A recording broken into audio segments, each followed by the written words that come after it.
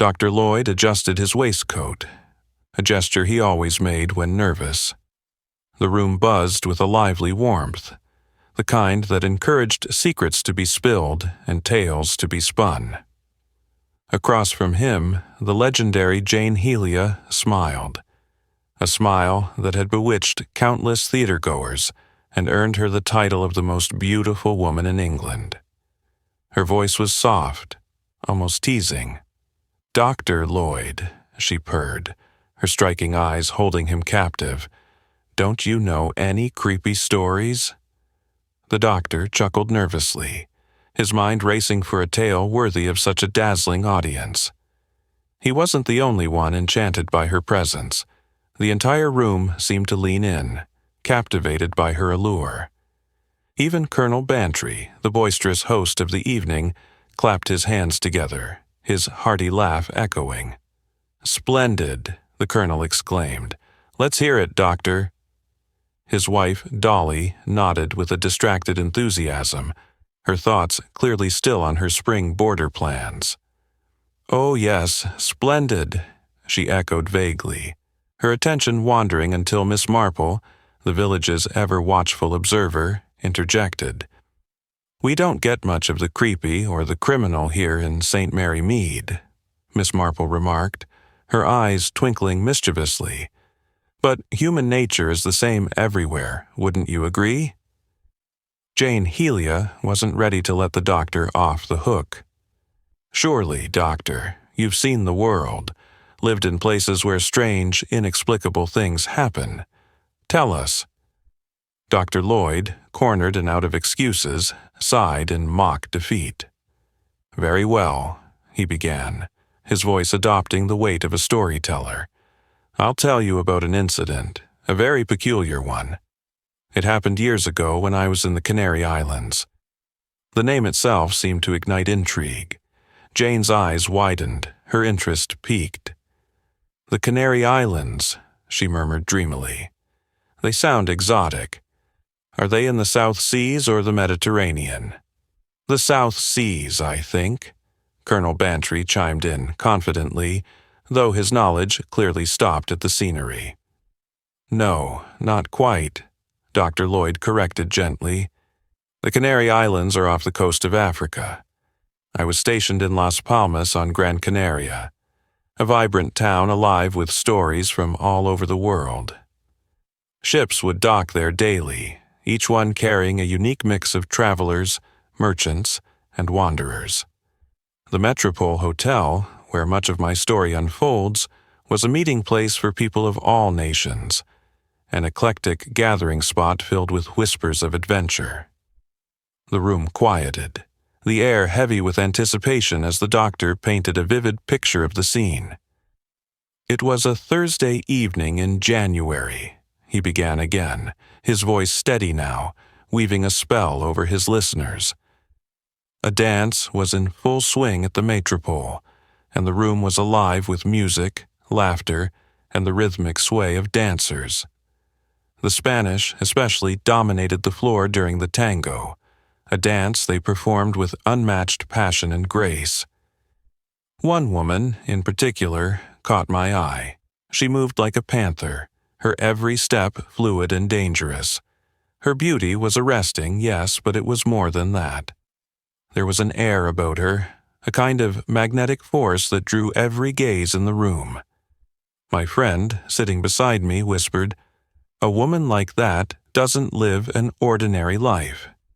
Strange and thrilling things must surround her, as if fate itself conspires to keep her in the center of a storm."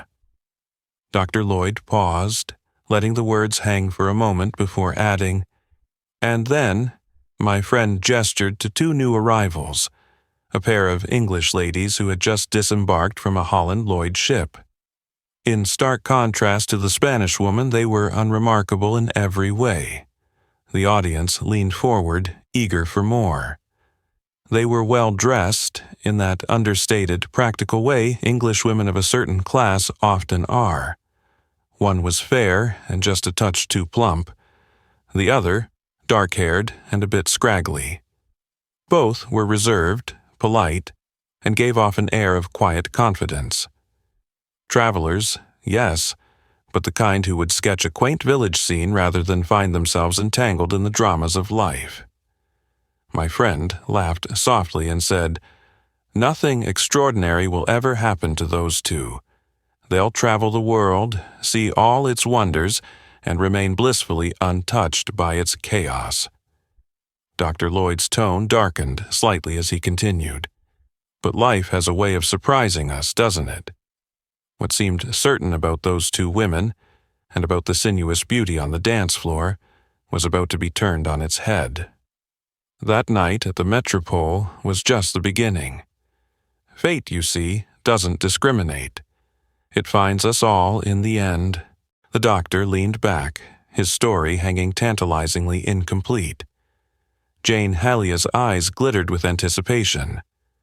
"And then?" she pressed eagerly. Dr. Lloyd smiled faintly, a storyteller savoring the moment before revealing the next chapter.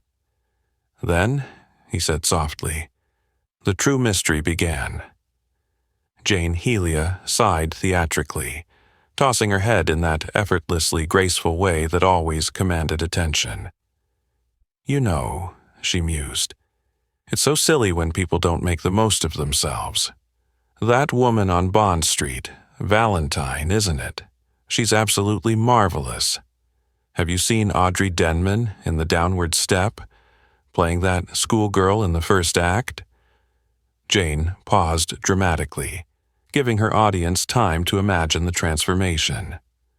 "Audrey's incredible, and yet," she lowered her voice conspiratorially, "she's 50 if she's a day. Actually, I happen to know she's nearer 60. Mrs. Bantry chuckled indulgently. "Go on, Dr. Lloyd," she urged. "I love stories about sinuous Spanish dancers. Makes me forget how old and fat I've gotten." Dr. Lloyd offered a sheepish smile. "Ah, I'm sorry to disappoint," he said. "But, as it happens, this story isn't about the Spanish woman." "It isn't?" Jane exclaimed, sitting up straighter, her curiosity piqued. "No," Dr. Lloyd said with a small shake of his head. "My friend and I were completely wrong about her. Nothing exciting happened in her life at all. She married a shipping clerk, settled down, and by the time I left the island, she already had 5 children and was, well, shall we say, becoming rather stout." Mrs. Bantry laughed, throwing up her hands. "Just my luck. Even your exotic dancer stories end with children in a waistline like mine." Miss Marple, ever perceptive, smiled knowingly. "It's like that girl from our village," she interjected. "The one who went on the stage because of her legs. Everyone said she'd come to no good, but she married a commercial traveler and settled splendidly." "Indeed," murmured Sir Henry. "A village parallel, as always." Dr. Lloyd's expression darkened ever so slightly, his tone shifting as he continued. "No," he said, "this story isn't about the Spanish dancer. It's about the 2 English ladies." The room fell silent. Jane leaned forward eagerly. "Something happened to them?" The doctor nodded gravely. "Yes," he said, his voice heavy with foreboding. "And not just something, it happened the very next day." Mrs. Bantry clasped her hands together. "Go on," she urged. Dr. Lloyd hesitated, as if weighing his words carefully. "Out of curiosity," he began. "As I was leaving the hotel that evening, I glanced at the register. Their names were easy to spot. Miss Mary Barton and Miss Amy Durrant of Little Paddock, Corton Weir, Buckinghamshire. At the time, I thought nothing of it. But how little I knew then, how soon I would encounter those names again, and under what tragic circumstances." He paused, letting the weight of his words settle over the room before continuing. "The following day, I had planned a picnic with friends. We were to drive across the island, have lunch in a quiet, secluded bay, and enjoy a swim if the mood struck. Our departure was delayed, so we stopped halfway to eat before proceeding to Las Neves for a late afternoon swim." Dr. Lloyd leaned forward, his voice lowering as he reached the heart of the story. When we arrived at the beach, it was chaos. The entire village seemed to have gathered on the shore, gesturing wildly and shouting in Spanish. It took us several frantic minutes to piece together what had happened. "What was it?" Jane whispered, her voice barely audible. Dr. Lloyd's gaze swept the room, meeting each listener's eyes in turn. Two English ladies, the Mad English, they called them, had gone in to swim. One had ventured too far out and gotten into trouble. The other swam out to rescue her, but her strength failed.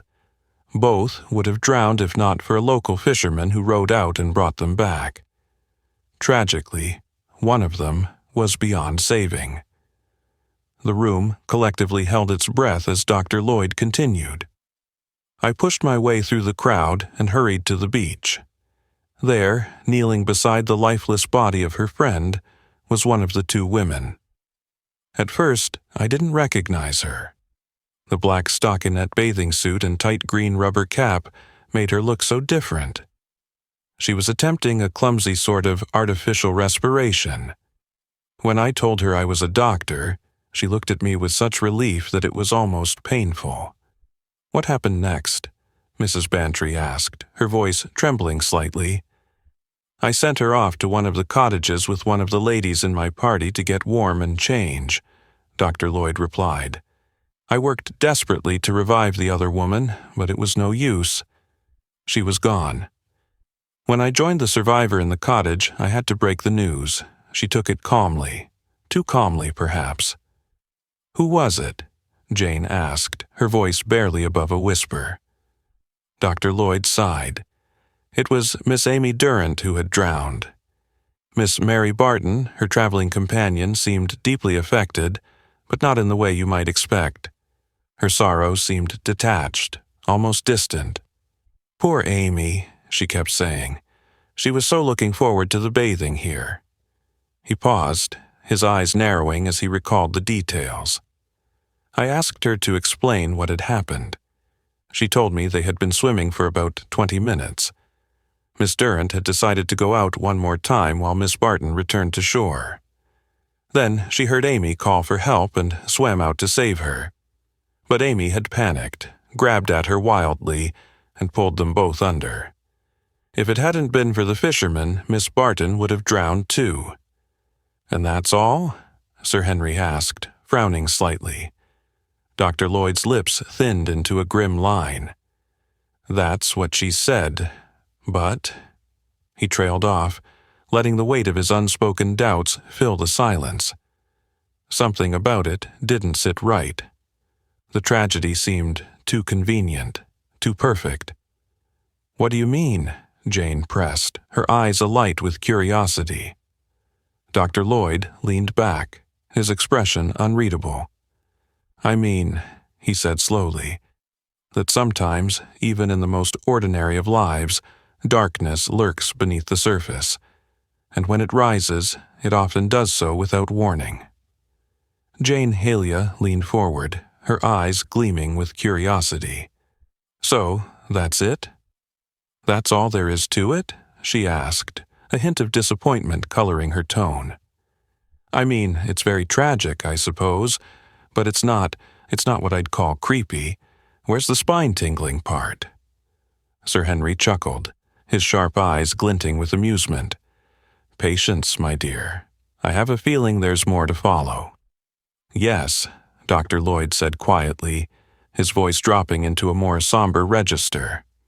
"There's more." He paused, letting the weight of his words settle on the room.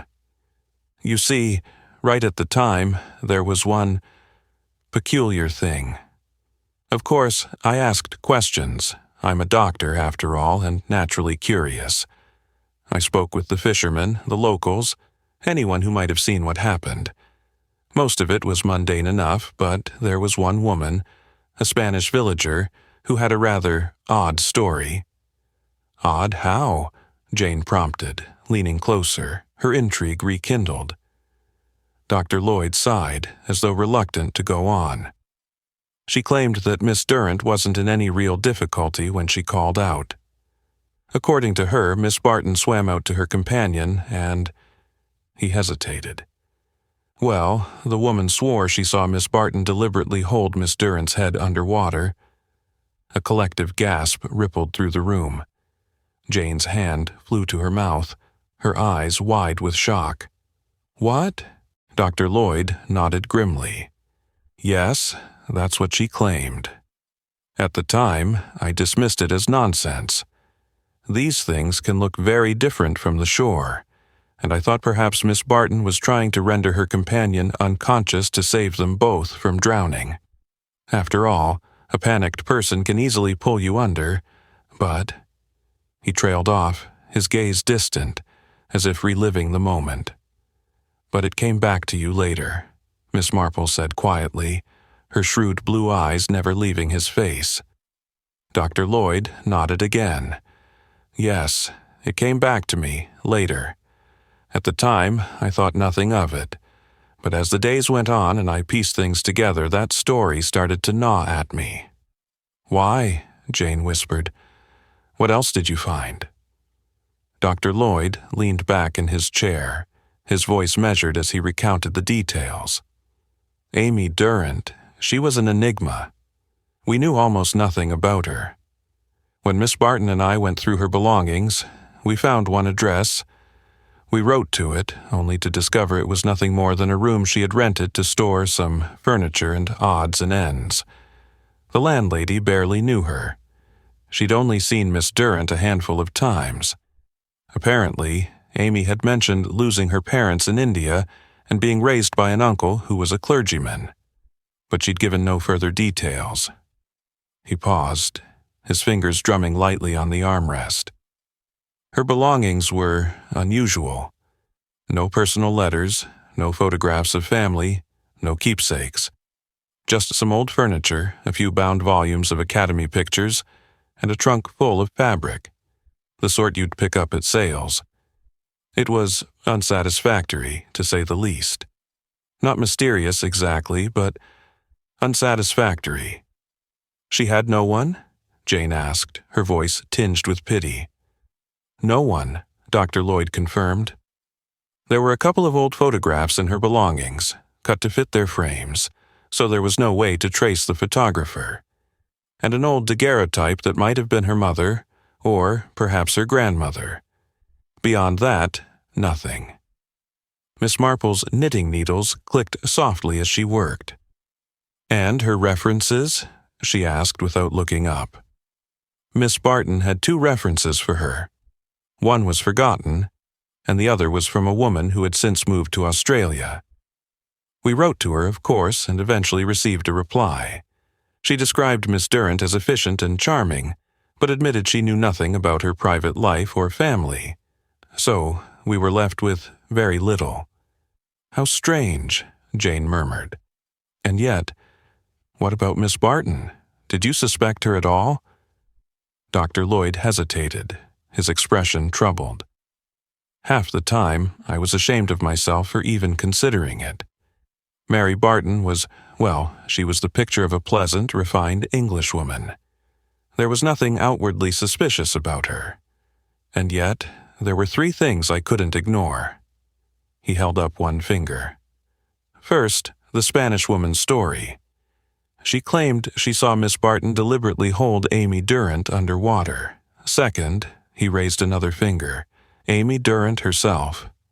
A woman with no past, no connections, no one to mourn her. And third, he paused, his voice dropping to a near whisper. When I first bent over Amy's body, Miss Barton was walking away toward the huts. She turned back to look at me, and in that moment her face— What about her face? Jane asked breathlessly. It was a look of poignant anxiety, Dr. Lloyd said slowly. A kind of anguished uncertainty that struck me at the time as unusual. I told myself it was her grief, her shock over losing a friend. But later I realized there wasn't any great attachment between them.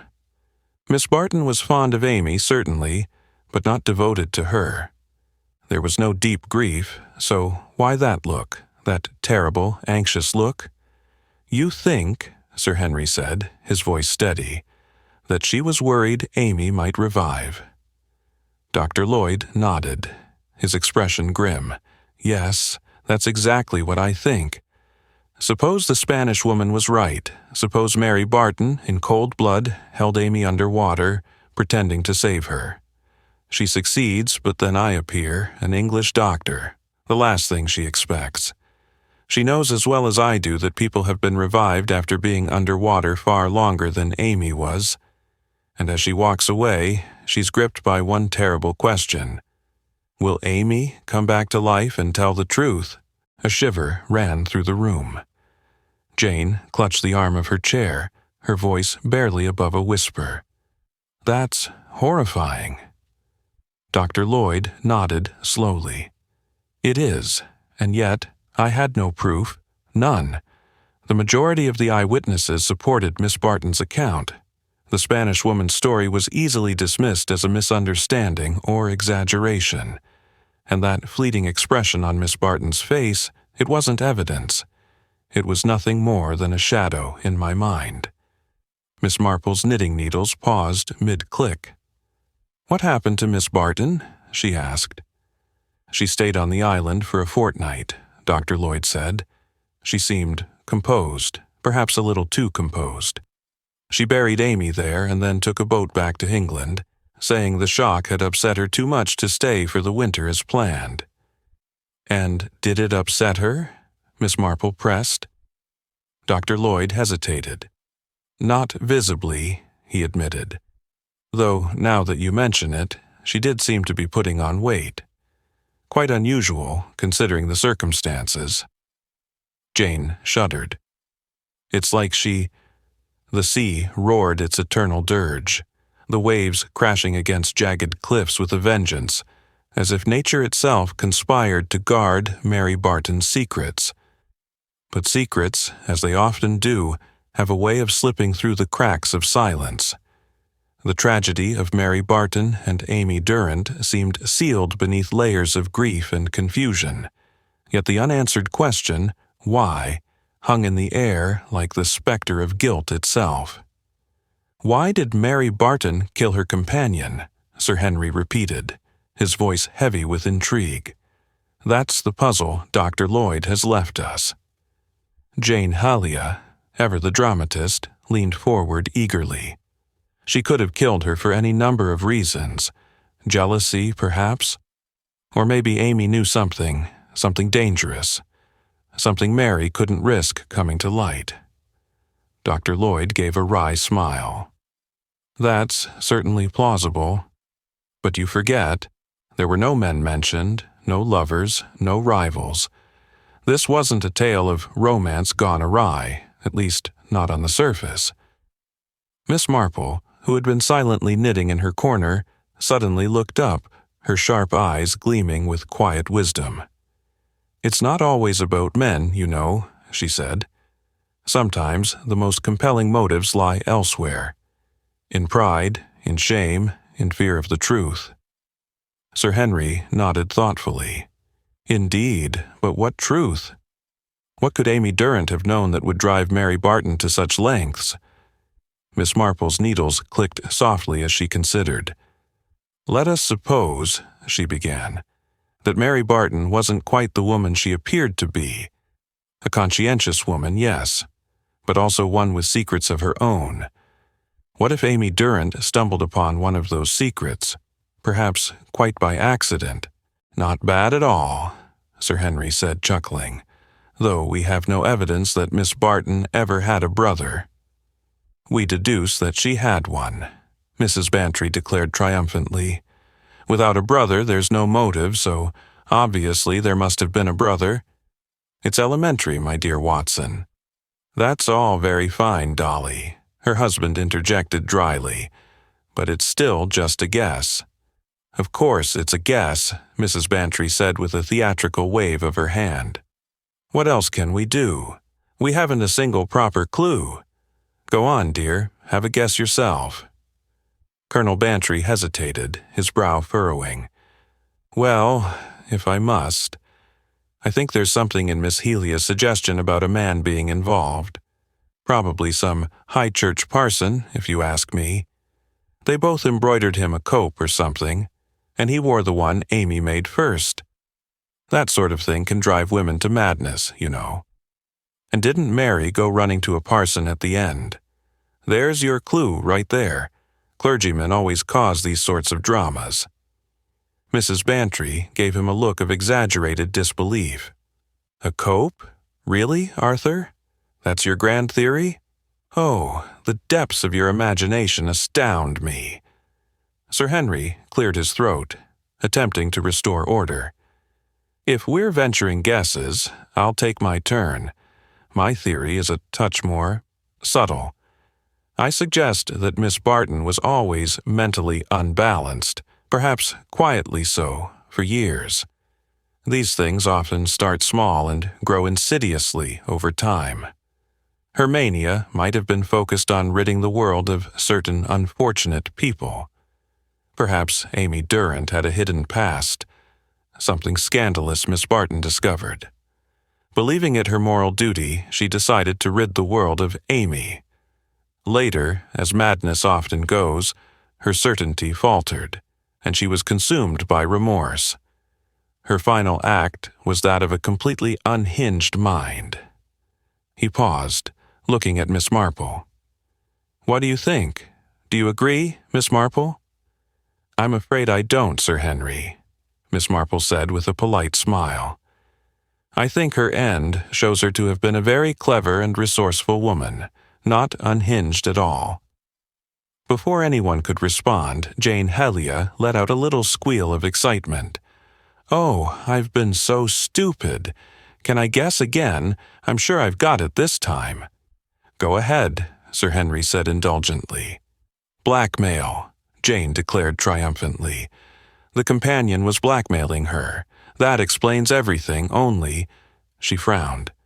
"I don't understand why Miss Marple said it was clever of her to kill herself. I mean, what's clever about that?" "Ah," Sir Henry said, leaning back. "That's where Miss Marple comes in. You see, Miss Marple has a knack for knowing cases just like this one from her quaint little St. Mary Mead." "You always laugh at me, Sir Henry," Miss Marple said reproachfully. "But it's true, this does remind me, just a little, of old Mrs. Trout. She drew the old age pension, you know, for 3 different women who'd been dead for years in 3 different parishes. Very resourceful, really." The room collectively blinked at her, puzzled. Sir Henry finally spoke. "That sounds like a fascinating crime, Miss Marple, but I fail to see how it relates to our current problem." "Of course you wouldn't see," Miss Marple said patiently. "But the key to Mrs. Trout's success was that one old woman looks very much like another old woman to an outsider. And that's the clue here." "Clue?" "What clue?" Sir Henry asked, clearly mystified. "I do explain things so badly," Miss Marple said with a sigh. "What I mean is this. When Dr. Lloyd first described the 2 ladies, he admitted he couldn't tell which was which. And that, Sir Henry, is the heart of the matter. It wasn't Miss Barton who killed Amy Durrant. It was Amy Durrant who killed Miss Barton, and then took her place." The room fell into stunned silence. Even Sir Henry was momentarily speechless. "You mean," he began slowly. "Exactly," Miss Marple said. "Amy Durrant was the clever one. She saw an opportunity, perhaps Miss Barton's wealth, perhaps her position. Whatever it was, she took it. Once she'd assumed Mary Barton's identity, she staged the suicide to silence any lingering questions. That's why her final note sounded so remorseful. It was all part of the act." "But the body," Colonel Bantry objected. Miss Marple gave him a gentle smile. "The sea, Colonel. The perfect accomplice. No body, no proof, no questions. Just a tragic tale of remorse and madness to tie up the loose ends." "And the estate?" Sir Henry asked. "Presumably Amy Durrant, posing as Mary Barton, arranged for everything to be left to distant cousins in Australia. A generous act, on the surface, but also a clever way to ensure no one looked too closely at her sudden disappearance. The room sat in stunned silence, the weight of Miss Marple's deduction settling over them like a fog. "Well," Jane Helia said at last, wide-eyed, "if that's true, then Amy Durrant wasn't just clever, she was brilliant." "And dangerous," Miss Marple added softly. "Never forget that, my dear. Intelligence without conscience can be a very dangerous thing indeed." And with that, the mystery unraveled itself, leaving behind a chilling realization. Sometimes, the most dangerous masks are the ones we don't even know people are wearing. The conversation at the hotel continued with a buzz of speculation and intrigue. Miss Helia, out of breath from recounting her tale, paused as her audience leaned in closer. It became clear to everyone that while Jane Helia's charm was undeniable, her intellect perhaps wasn't quite as sharp as her looks. "I'd love to take a wild guess," Mrs. Bantry said with an excited gleam in her eye. "But I suppose I'm only allowed one, am I?" "Well then, here it is. Miss Barton's father made his fortune by ruining Amy Durrant's family, and Amy vowed revenge."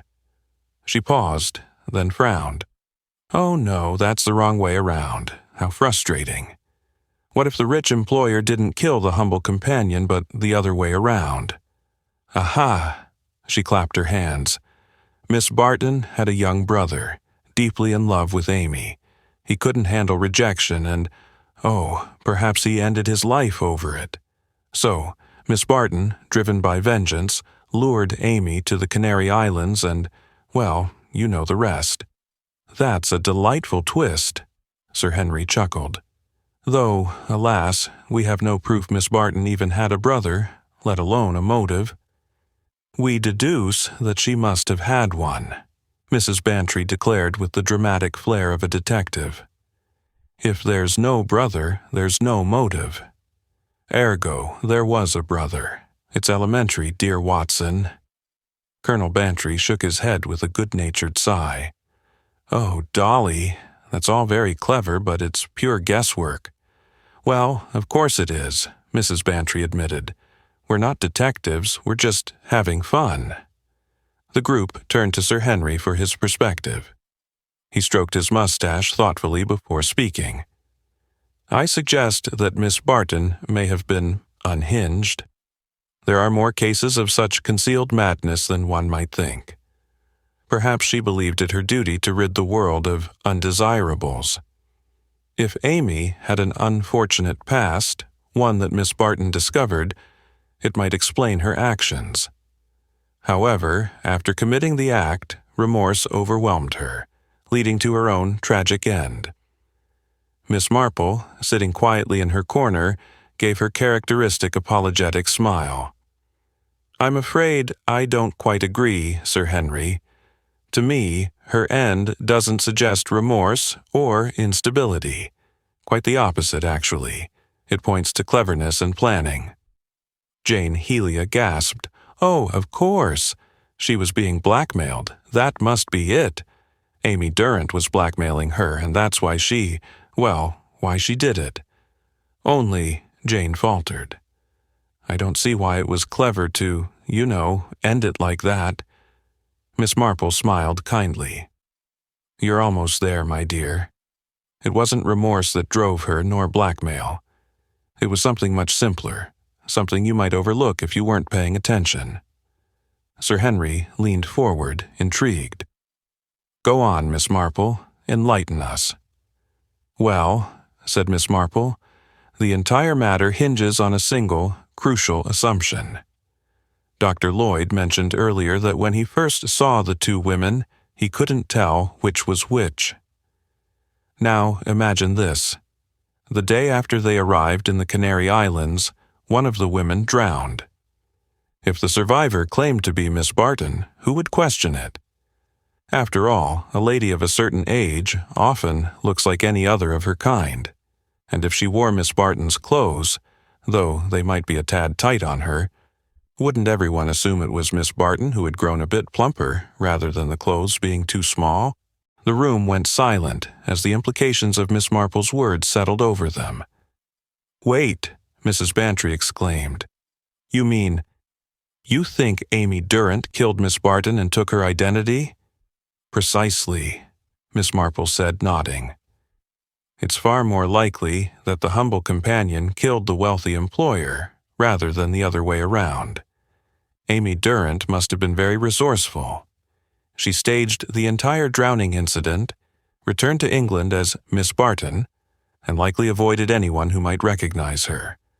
And when she decided to vanish once more, she made sure to create a convincing story of remorse and suicide. Her disappearance would raise no questions, only pity." "But why go to all that trouble?" Jane Helia asked, still puzzled. "What did she gain?" "Money," Miss Marple replied simply. "The Barton family fortune. Amy Durrant was one of Miss Barton's next of kin, wasn't she?" Dr. Lloyd, who had been quiet until now, cleared his throat. "Miss Marple's deductions are astonishingly accurate. You see, some months later, while working as a ship's doctor, I disembarked in Melbourne. Imagine my shock when the first person I saw walking down the street was the very woman I'd thought drowned in Cornwall. She realized the game was up when she saw me and confessed everything. Her motive was simple. Her family in Australia was destitute, and Miss Barton had refused to help them. She saw an opportunity to change their fortunes and took it." "Good heavens," Mrs. Bantry exclaimed. "What happened then? Did you turn her in?" Dr. Lloyd shook his head. "What could I do? By then she was gravely ill, dying, in fact. I saw no reason to bring sorrow upon her unsuspecting family. Nature, as it were, had already passed judgment." Miss Marple smiled faintly. "A fitting end, wouldn't you say? Cause and effect working as it always does. It reminds me of Mrs. Trout, a woman from my village who—" "Wait!" Jane Helia interrupted. "What about Mrs. Trout? Who was she? And what does she have to do with any of this?" "Nothing, my dear," Miss Marple said with a twinkle in her eye. "She was simply a rather clever woman who got away with more than she should have, for a time, at least. But, as I always say, no crime truly goes unpunished. Innocence, you see, is what truly matters in the end. The 4 suspects? Yes, indeed." That phrase lingered in the air like a challenge as Sir Henry Clithering leaned forward, his voice dropping to a measured, deliberate tone that sent chills down the spines of his listeners. He stroked his mustache thoughtfully, letting the gravity of his story sink in before continuing. "Dr. Rosen," he said, "was a man who lived under the shadow of death. A shadow he acknowledged, accepted, and carried with remarkable dignity. But even the most resolute among us cannot foresee every twist of fate or treachery.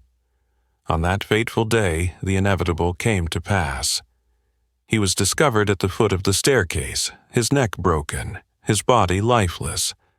The fall was declared an accident, but—" Sir Henry paused, his gaze flickering to Miss Marple, who sat poised and watchful, knitting needles clicking softly. "You know how it is. Sometimes things don't sit right." The small group leaned in closer, captivated. Mrs. Bantry gasped audibly, her plump cheeks flushed with excitement. Jane Helier, her wide eyes sparkling with both curiosity and mild confusion, asked the inevitable question. "But how could you know it wasn't just an accident? People fall downstairs all the time, don't they?" Sir Henry's lips curled into a faint, almost grim smile. "They do indeed, Miss Helier. But in this case there were anomalies. First, the timing. Each of the household members had a clear alibi, or so they claimed. Gertrude, the faithful old servant, was in the kitchen, door firmly closed. Greta, the niece, was outside planting bulbs in the garden.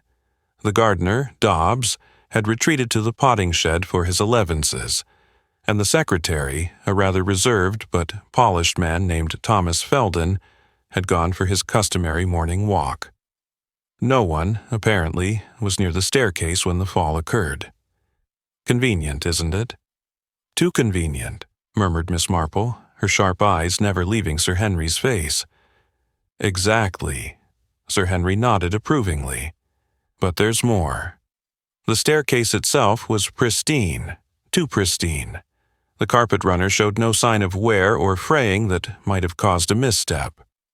And then there's the matter of Dr. Rosen's physical condition. He was not a frail man, not prone to dizziness or sudden collapses. He was as strong and steady as the proverbial oak. Ah, interjected Dr. Lloyd, leaning forward now with his professional interest piqued. So, you believe there was interference? A deliberate act? That's precisely it, Sir Henry confirmed. There was no physical evidence to prove foul play, no obvious tampering, but the subtle possibility loomed, a push, perhaps, or a tripwire hastily removed afterward. Yet, no one saw or heard anything. Mrs. Bantry, her brow furrowed in concentration, couldn't help but interrupt. But if no one saw or heard anything, then how can you possibly suspect murder? Surely someone in the household would have noticed something. Sir Henry raised a hand, his expression somber. And there lies the true enigma. All four of them, the niece, the servant, the gardener, and the secretary, had their reasons, their motives, or at least the potential for them. Greta, the niece, stood to inherit the bulk of her uncle's fortune, a quiet, cold ambition perhaps hidden beneath her demure exterior. Gertrude, the servant, was fiercely loyal, but might have had secrets or grievances we never uncovered. Dobbs, the gardener, was a rough sort, resentful of authority, prone to muttering darkly about his employer's demands, and Thomas Felden, the secretary, well, he was a mystery unto himself. Polite, efficient, but with a past we couldn't quite piece together. He could have been anyone, really. But surely the niece would be the obvious one, Mrs. Bantry ventured, her voice uncertain. She inherited, after all. Perhaps, Sir Henry said, his eyes narrowing slightly. But isn't that what makes her too obvious? The secretary, for example, had little to gain financially, on the surface. Yet he was privy to Rosen's work, his secrets.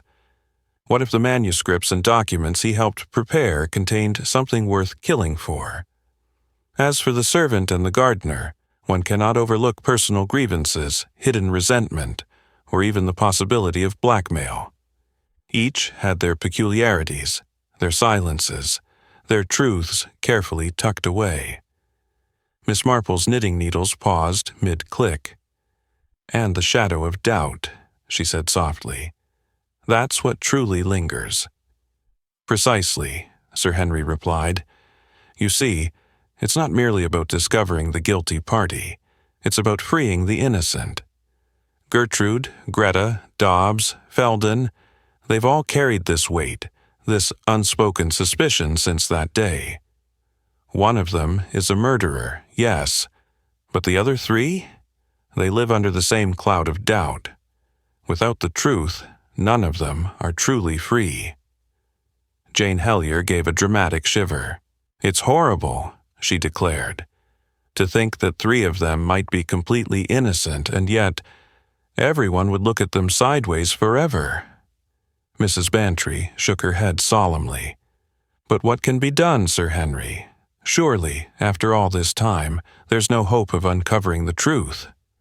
Sir Henry leaned back, his expression unreadable.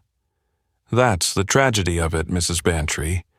Sometimes the truth slips through our fingers like water, but every now and then— He glanced meaningfully at Miss Marple. Every now and then, an observant mind, a small detail noticed, a tiny discrepancy, can unravel even the most perfect crime.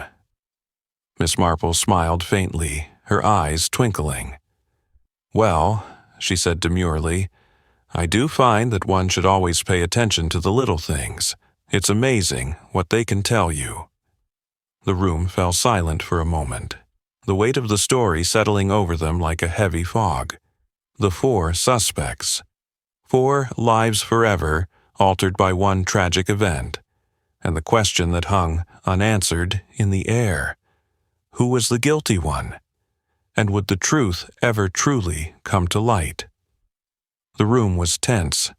Every face turned toward Sir Henry as he unfolded his meticulous investigation. The weight of the moment hung heavy, each word spoken like a thread in a web that grew tighter with every passing second. "You see," Sir Henry said, his voice steady but charged with intrigue, "the problem is not merely who could have done it, but how. How was the message sent? How did the order, an unspoken command, find its way into the cottage that morning? That is the key to this entire riddle." He paused, pulling an envelope from his pocket with the care of a surgeon about to perform a delicate operation. "I examined every detail of that morning, every possible avenue of communication, no matter how trivial it might seem. Nothing could be overlooked. I made a list." His audience leaned forward, riveted. Even Jane Hellyer, who usually grew restless during detailed accounts, had her chin propped on her hands, her eyes wide with fascination. Sir Henry cleared his throat and began reading. First, the butcher arrived with a delivery, a piece of neck of mutton. Routine. The butcher's assistant is well known in the village, a lad of no more than 18, and had no interaction with anyone in the household beyond a brief exchange with Gertrude. I spoke to him myself. Harmless, guileless, and completely unrelated to our case. A small murmur rippled through the group, but Sir Henry raised a hand to silence it. Next, the grocer's assistant.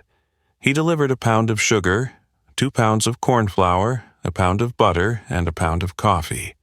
Again, completely above suspicion. His route through the village is known, and he made no detours. Nothing unusual there. He glanced at Miss Marple, who was knitting quietly but watching him with sharp, bird-like eyes. She nodded, as though urging him to continue. "Then," he said, his tone shifting slightly, "we come to the postman." He delivered the usual assortment of mail, 2 circulars addressed to Fräulein Rosen, a local letter for Gertrude, 3 letters for Dr. Rosen, and 2 for Mr. Templeton. "Now, it is here," he said, holding up a finger, "that things begin to take on an interesting shape." The group was silent, holding their breath as Sir Henry drew out a bundle of papers. "Here," he said, laying them out on the table, "are the very letters delivered that day. I took care to retrieve them, either from the wastepaper basket or directly from the individuals themselves.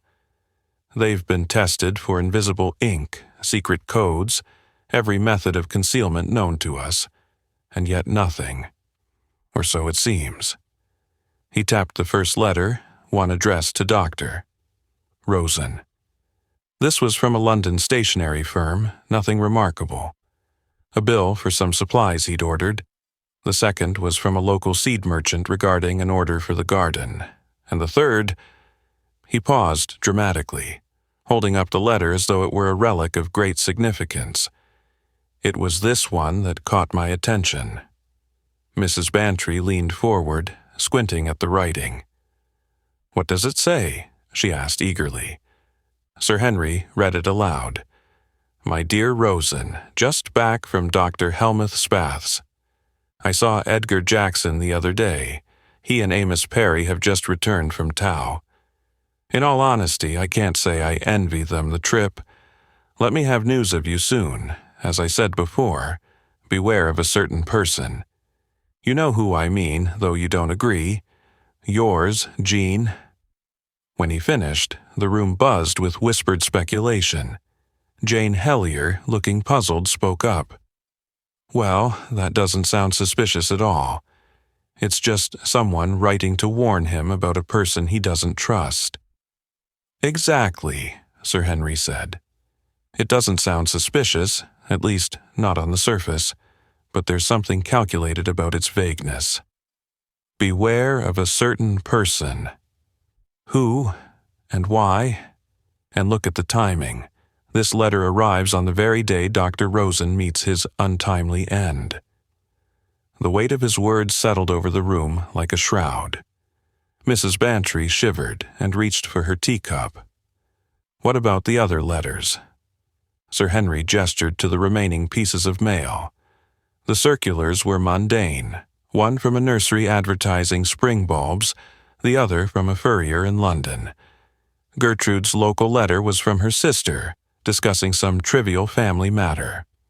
That leaves us with Mr. Templeton's letters. He held up the first. This was a personal letter from an old school friend.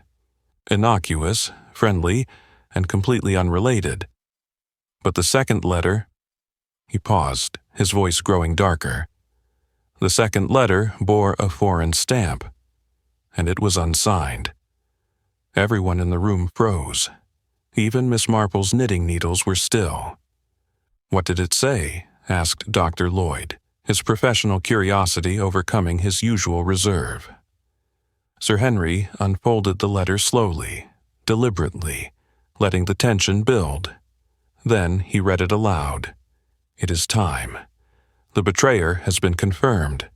You know your duty. A collective gasp escaped the group. Mrs. Bantry clapped a hand to her mouth, her eyes wide with horror. Jane Hellyer shrieked softly, and Colonel Bantry muttered a low, incredulous oath. It was him, Jane whispered, her voice trembling. It must have been Templeton, that letter. It's an order, isn't it? An order to kill. Sir Henry held up a hand. It seems that way, doesn't it? But consider this. Templeton was one of my men. He was loyal, trustworthy, and had no reason to harm Dr. Rosen. If he had received such a letter, wouldn't he have brought it straight to me? Miss Marple spoke up then, her voice calm but pointed. Unless, she said, the letter wasn't intended for him at all. The room went silent again, all eyes on the elderly spinster. What do you mean? Asked Mrs. Bantry, her voice barely above a whisper. Miss Marple smiled faintly, her needles resuming their rhythmic clicking. It's quite simple, she said. The letter may have been delivered to Templeton, but that doesn't mean it was meant for him. It could have been meant for someone else in the household, someone who knew exactly what it meant and acted accordingly. Sir Henry nodded slowly, his admiration for Miss Marple evident. Exactly. And that, ladies and gentlemen, is where the real mystery lies. Who, among those four, received the message, and who acted on it? The group sat in stunned silence, the weight of the question pressing down on them. Somewhere, among those four suspects, was the answer. But would it ever be found? The room grew still, the tension palpable as Sir Henry picked up the thread of his tale. Every word seemed to echo, drawing his audience deeper into the labyrinth of suspicion. This bill, Sir Henry began, holding up a folded piece of paper, is an account rendered from Dr. Rosen's tailor. Hardly incriminating, as you can see. And then there's this letter, a correspondence from a friend in Germany. Unfortunately, Dr. Rosen tore it up during his walk that morning, leaving no trace for us to examine. The group shifted uncomfortably. The thought of a key clue being irrevocably lost sent a shiver of frustration through them. And finally, Sir Henry continued, we have the letter addressed to Gertrude, the maid. It's from a Mrs. Green, inviting her to a church social on Friday evening. He paused, reading aloud. Dear Mrs. Schwartz, we're hoping as how you'll be able to come to the social on Friday evening. The vicar says he hopes you will one and all be welcome. The recipe for the ham was very good, and I thank you for it. Hoping this finds you well, and that we shall see you Friday, I remain, yours faithfully, Emma Green. Dr. Lloyd chuckled softly at the quaint phrasing. and Mrs. Bantry couldn't help but smile. "I think we can rule that one out," Dr. Lloyd said lightly. "I thought so too," Sir Henry admitted. "But as a precaution, I confirmed the existence of Mrs. Green and the church social. One can never be too careful." "Quite right," said Miss Marple, her soft voice slicing through the room like a blade. Her gaze was sharp, thoughtful, as though she were turning over some delicate puzzle in her mind. "Miss Marple," Dr. Lloyd asked with a curious smile, "what are you thinking about? You've been very quiet." Miss Marple started, a faint blush creeping over her cheeks. "Oh, just a small detail. I was wondering why the word honesty in Dr. Rosen's letter was spelled with a capital H." The group stirred. Mrs. Bantry picked up the letter and squinted at it. "So it is," she said, surprised. "Curious, isn't it?"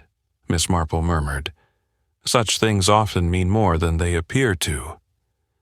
Colonel Bantry frowned, leaning over to study the letter.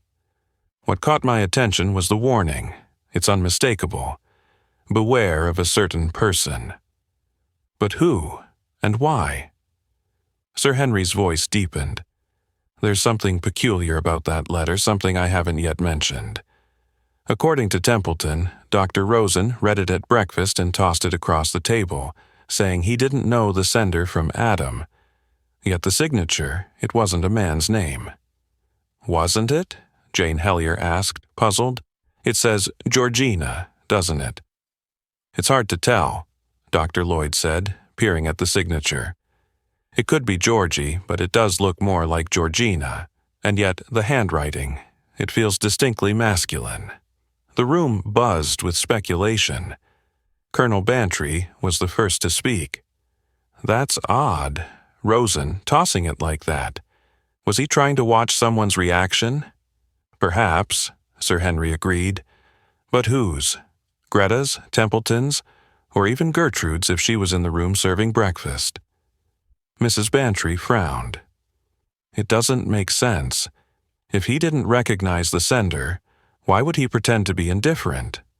Jane Hellyer interjected suddenly, her voice sharp with curiosity. "Why did the secretary tear up the letter from Germany? That seems so odd.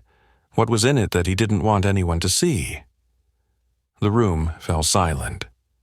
All eyes turned to Sir Henry, who seemed to hesitate for a fraction of a second before speaking. "That," he said gravely, "was the question that began to shift my perspective. Why, indeed? And then there's the German connection. Why was Templeton receiving letters from Germany? Naturally, I asked him directly." "What did he say?" Jane pressed. Sir Henry sighed. His answer was straightforward enough. His mother's sister had married a German man. The letter was from a cousin, a young German girl. It was a plausible explanation, and yet it unsettled me. It revealed something I hadn't known before, that Templeton had connections in Germany, and that placed him, undeniably, on the list of suspects. The group exchanged uneasy glances. Even Miss Marple looked troubled. "Templeton is my man," Sir Henry continued, his voice tinged with regret. "A man I've trusted implicitly. And yet I cannot ignore the facts. Among the four, he stands out, not because of any direct evidence, but because of the shadows that surround him. The torn letter, the German ties, the strange coincidence of timing. It's enough to cast a pall of doubt over him." He paused, his expression heavy with emotion. "And that, ladies and gentlemen, is what weighs on me most. It's not about punishing a murderer. It's about the cost of suspicion. It's the blighting of a man's career, the poisoning of trust, the devastation of a young woman's hopes for love." "Greta Rosen?" Miss Marple asked gently. Sir Henry nodded. "Yes, Greta and Templeton, they fell in love. It was inevitable, given the circumstances. For 5 months they lived in close proximity, sharing quiet moments, building a bond. And then, just as their feelings began to blossom, this tragedy struck. He leaned forward, his voice soft but intense. 3 months ago, Greta came to see me. She was leaving for Germany, her uncle's affairs settled, the cottage sold. But before she left, she had to know. She asked me about the letter, the one Templeton had torn up.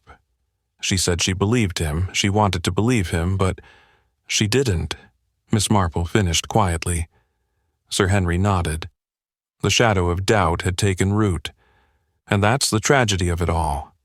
Even if Templeton is innocent, suspicion has done its work. It's left a stain that no amount of truth can ever fully erase. The room was silent, each person lost in their thoughts. Miss Marple's voice, when it came, was soft but resolute. You're right, Sir Henry. Suspicion is a terrible thing. It destroys trust, ruins lives, but sometimes... She hesitated, her eyes gleaming with quiet determination. Sometimes a little light can dispel even the darkest shadows. Perhaps in time, the truth will reveal itself. Sir Henry leaned back in his chair, his face shadowed with worry as he spoke.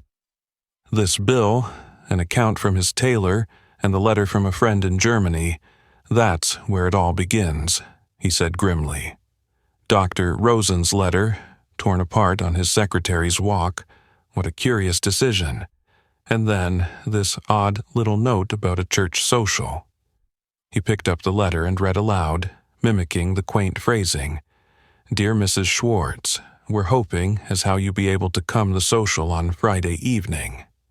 His voice trailed off with a wry smile. Hardly relevant, wouldn't you say? But I verified it anyway. You know what Miss Marple always says, one can never be too careful. Miss Marple, lost in her thoughts, gave a little start. Oh dear, forgive me, she said, her voice soft but sharp. I was just wondering why honesty in Dr. Rosen's letter had a capital H. That feels significant, doesn't it? Mrs. Bantry picked up the letter and examined it closely. So it is, she exclaimed. Sir Henry nodded. Indeed. And that letter, it was odd from the start. Templeton says doctor. Rosen tossed it across the table at breakfast, saying he didn't know who the sender was. But that doesn't add up, does it? A letter with no meaning tossed aside? Or a deliberate trap? Jane Hellyer leaned forward, her golden hair catching the light. But the letter wasn't from a fellow, was it? It was signed Georgina, though, to be honest, the handwriting looks like a man's. Exactly, said Sir Henry. Every detail is strange. Templeton claims it was a German cousin's letter, yet why tear it up? Why the secrecy? It's troubling. He paused, his voice heavy. I have trusted Charles Templeton all my life, but even I must admit, suspicion clings to him now. Miss Marple's voice cut in gently. Forgive me, Sir Henry, but you said 4 suspects, didn't you? That means Mr. Templeton is still on your list, isn't he? He sighed deeply. Yes, Miss Marple. Experience has taught me to never say anyone is above suspicion. I've examined everyone here dispassionately, Templeton included. And now, he hesitated. It's painful to admit, but he's at the top of the list. A young man with connections to Germany, in possession of a mysterious letter, and love tangled in the mix, it's all too much to ignore. The room fell into silence until Miss Marple spoke again. And what of Greta Rosen? The girl Templeton fell in love with? Her presence complicates this, doesn't it? Sir Henry looked reflective. Ah, Greta. She came to see me after her uncle's death, desperate for reassurance. Tell me it wasn't Charles, she begged me. Say it to me so I can believe it. And damn it all, his fist came crashing down on the table. I couldn't say it to her. He sighed again. It's tragic. Suspicion stands between them like a ghost that can never be laid to rest. At this, Sir Henry turned to Miss Marple, his eyes filled with a mixture of hope and resignation. "Can't you help us, Miss Marple? You've seen things the rest of us haven't. Doesn't that letter, the one about the church social, remind you of something? Something that might clear this up once and for all?" Miss Marple blushed slightly but met his gaze. "Well," she said thoughtfully, "it does remind me of Annie Peen, in a way, but the other letter, that's the key, the one about gardening. I think Mrs. Bantry and I have it figured out." Mrs. Bantry nodded with excitement. "Oh, yes, it's perfectly plain. Look here." She grabbed a gardening catalog and began reading dramatically. Dr. Helmuth Spath, pure lilac. Edgar Jackson, brick red chrysanthemum. Amos Perry, brilliant red. Miss Marple smiled. "And honesty," she said softly. "Honesty with a capital H." Sir Henry blinked in confusion. "I don't follow." Miss Marple's eyes twinkled. "The names spell out a message. The initials of each plant spell DEATH. It was a warning, a cleverly disguised one, and it worked. Dr. Rosen didn't take it seriously. He tossed the letter aside, leaving it open for someone else to notice. "Greta Rosen," Sir Henry said slowly, realization dawning. "She must have been the one who saw it." Miss Marple nodded. "Yes. And Greta's visit to you? Pure spite. She wanted to deflect suspicion onto Charles Templeton. She manipulated you into doubting him, Sir Henry." The room was silent as Sir Henry processed this revelation. Finally, he said, "And she gets away with it? She commits murder, ruins lives, and escapes scot-free?" Miss Marple shook her head, her voice steady. "No one truly escapes justice, Sir Henry. Greta Rosen has tied herself to dangerous people, blackmailers and criminals. They'll be her undoing. But for now, you can help the innocent. Write to Gertrude, clear her name. And young Templeton. He deserves to find happiness, even if not with Greta." Sir Henry smiled faintly. "You've done it, Miss Marple. Solved what I couldn't. An international mystery unraveled by a lady from St. Mary Mead. Extraordinary." Miss Marple blushed again. "Oh, I don't know about that. It's just a matter of understanding people. And flowers, of course. Did I mention dahlia means treachery in the language of flowers?" Mrs. Bantry burst out laughing. "You're incredible, Miss Marple. Truly one of a kind."